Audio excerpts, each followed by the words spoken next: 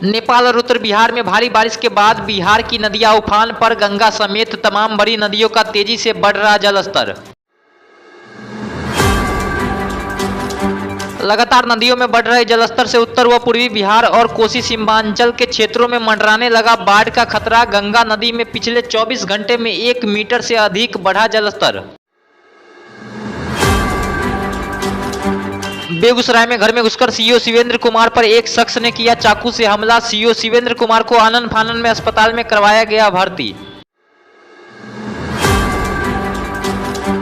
चाकू से हमला करने वाले युवक को पुलिस ने किया गिरफ्तार, पूछताछ जारी। आरोपी युवक की पहचान सकरपुरा गांव निवासी मोहन कुमार के रूप में हुई है। जानकारी हम लोग को मिल रही है, उसमें अभी हमारे जो निवर्तमान सीओ साहब हैं उनके वो घर में जो है उनसे मिलने के लिए कुछ लोग आ रहे थे, जा रहे थे, क्योंकि उनकी पोस्टिंग हुई थी तो उनको जाना था। उसी बीच में जो है मौके का फायदा उठा करके एक आदमी जो है उसके घर में घुस करके चाकू से उनके ऊपर हमला किया है।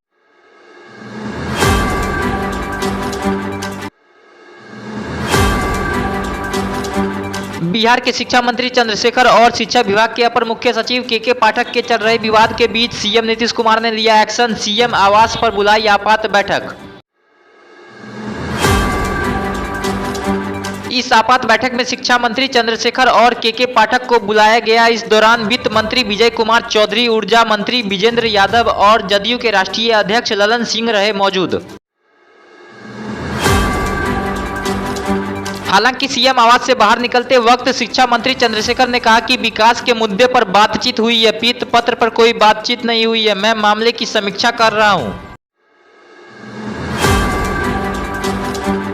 बिहार की शिक्षा विभाग में मचे घमासान के बीच राष्ट्रीय लोक जनता दल के अध्यक्ष उपेंद्र कुशवाहा ने एक बार फिर मुख्यमंत्री नीतीश कुमार को घेरा। उपेंद्र कुशवाहा ने कहा कि शिक्षक सड़क पर है और सरकार उस पर लाठी चलवा रही है। इसके साथ ही उन्होंने कहा कि माननीय मुख्यमंत्री जी, आपका शिक्षा विभाग है या कव्वाली का अखाड़ा?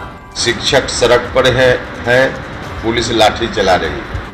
मंत्री और अधिकारी सभी आपस में एक दूसरे के खिलाफ भिड़े हुए हैं। हमने कल कहा ही है, जो सच्ची है, कव्वाली का अखाड़ा बना दिया है शिक्षा विभाग को। आरजेडी सुप्रीमो लालू प्रसाद यादव ने एनसीपी में हुई टूट पर दिया बयान। शरद पवार के राजनीति में रिटायरमेंट पर हो रही बहस के बीच लालू यादव ने किया उनका समर्थन।